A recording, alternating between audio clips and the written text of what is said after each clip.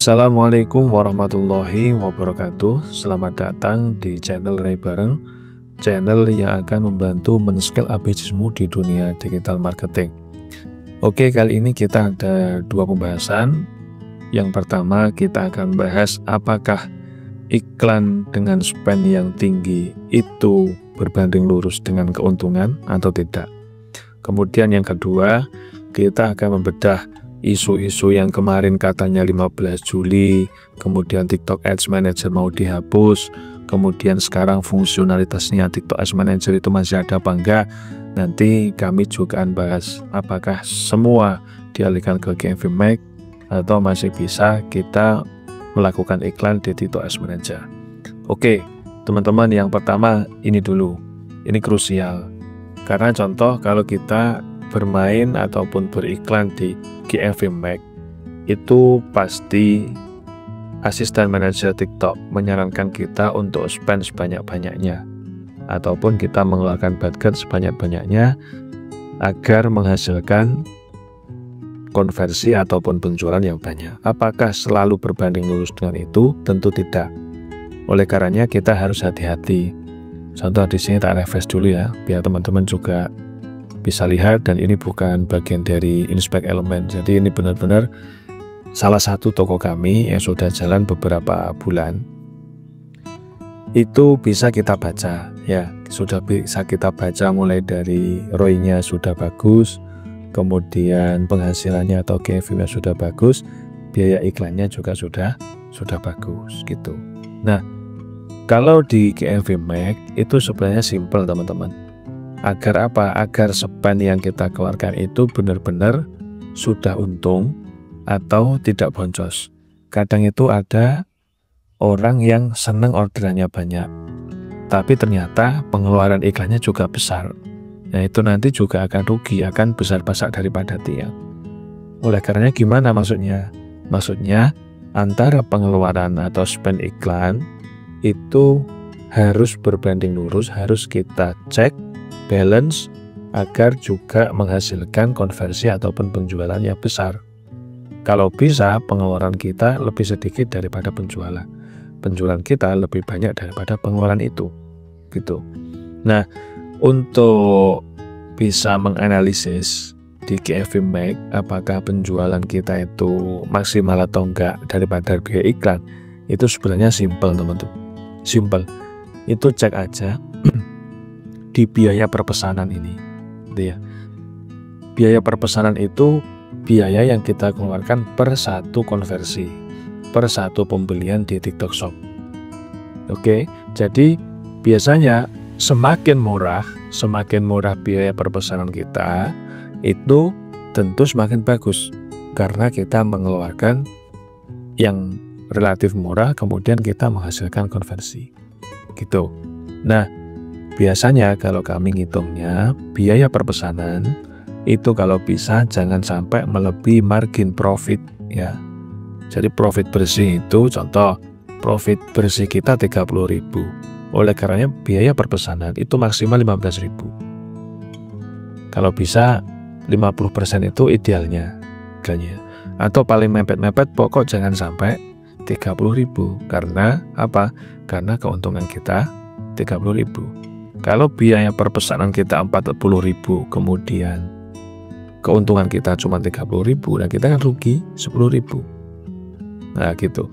Oleh karenanya biaya perpesanan itu pastikan lebih rendah daripada keuntungan. Kalau bisa 50% gitu.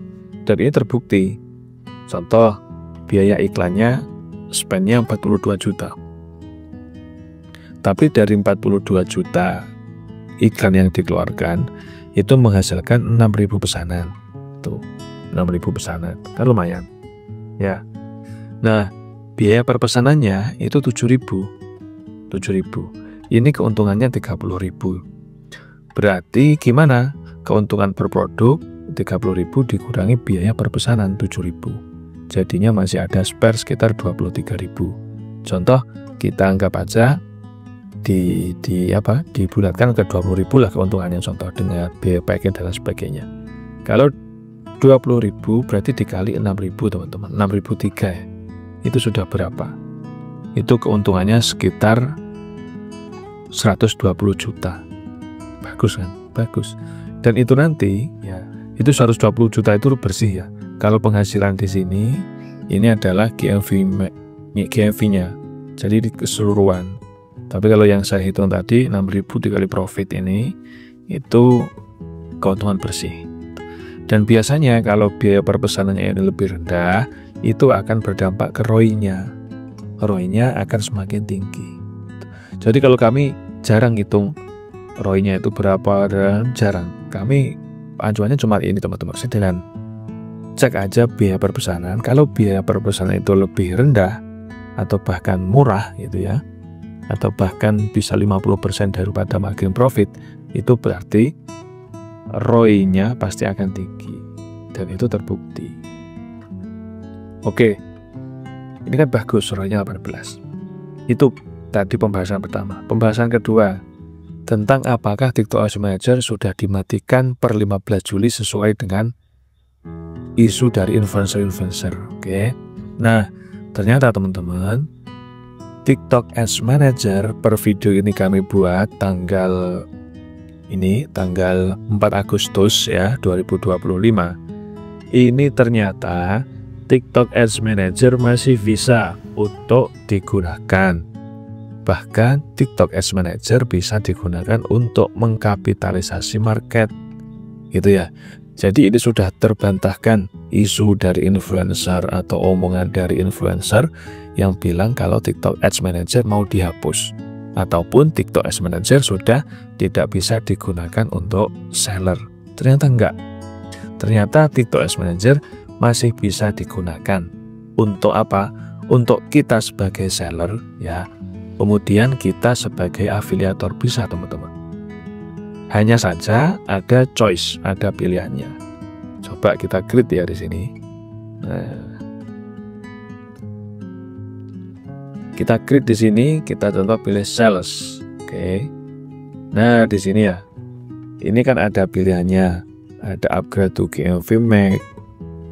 Ada untuk mencentang atau mengaktifkan GMV Max campaign dan seterusnya. Itu kita nonaktifkan saja. Klik kayak gini. Kita tetap bisa untuk beriklan di TikTok Ads Manager teman-teman. Contoh kita fase testing. Oke, nanti kita masuk di Ads Group coba ya. Apakah Ads Groupnya juga masih bisa kita setting? Tentu bisa. Coba kita continue. Oke. Nah, di sini juga ada pilihan mulai dari Tokopedia, Showcase-nya. Kalau Tokopedia dan TikTok Shop itu berarti kita ngiklan seller TikTok kita, toko resmi kita. Kalau Showcase itu kita sebagai afiliator, jadi ngiklan akun affiliate kita yang sudah bisa dicantumkan ke ranjang kuning. Bisa ternyata teman-teman, bisa saja, tetap bisa. Nah itu ya. Jadi jangan bingung lagi ya, jangan bingung lagi. Apakah kita itu cuman bisa memaksimalkan GMV Max saja atau gimana? Ternyata kita bisa memaksimalkan dua-duanya. Bahkan ini untuk mengkapitalisasi market sangat bagus. GMV-nya jalan, kemudian TikTok Ads Manager-nya jalan. Dari GMV contoh nanti penjualannya berapa ratus orderan per hari atau kemudian dari TikTok Ads Manager nanti berapa ratus orderan, itu akan mengkapitalisasi market. Apalagi kalau kita nanti punya beberapa toko atau beberapa akun lah, satu toko tapi kita punya beberapa akun TikTok, bisa kita optimasi mulai dari akun resmi ataupun akun dummy gitu. Nah caranya gimana? Nanti teman-teman bisa belajar untuk mengkapitalisasi market, kemudian belajar scalable TikTok Ads-nya di Ads Manager maupun di GMV Max untuk dikolaborasikan seperti apa. Nanti teman-teman bisa cek link di deskripsi, kami ada private mentoring tentang itu gitu ya. Nah semoga di private mentoring kami bisa membantu teman-teman. Di private mentoring kita akan diskusi lebih vital dan juga lebih intens tentunya, karena kita diskusinya cuma 4 mata ya. Jadi kita via Google Meet bisa, atau berkunjung ke kantor kami di daerah kami juga bisa untuk belajar. Kita belajarnya privat 4 mata. Kami nggak buka seminar, kami nggak buka belajar secara kuantiti banyak, Enggak, kami private mentoring fokus 4 mata dengan teman-teman yang pengen belajar. Kita schedule waktunya agar tidak bentrok dengan klien-klien kami yang lain. Sehingga apa? Sehingga di private mentoring itu kita benar-benar fokus tentang studi kasus dari teman-teman. Contoh, satu klien kami fokus apa atau studi kasus seperti apa, kita solve bareng-bareng. Kita carikan solusi bareng-bareng. Nanti ada klien kedua, kita tentukan akan schedule di waktu yang lain atau waktu yang beda, yang itu juga bisa belajar 4 mata gitu. Itu lebih bagus untuk teman-teman bisa diskusi lebih lanjut dan diskusi langsung dengan kami. Mungkin itu teman-teman ya.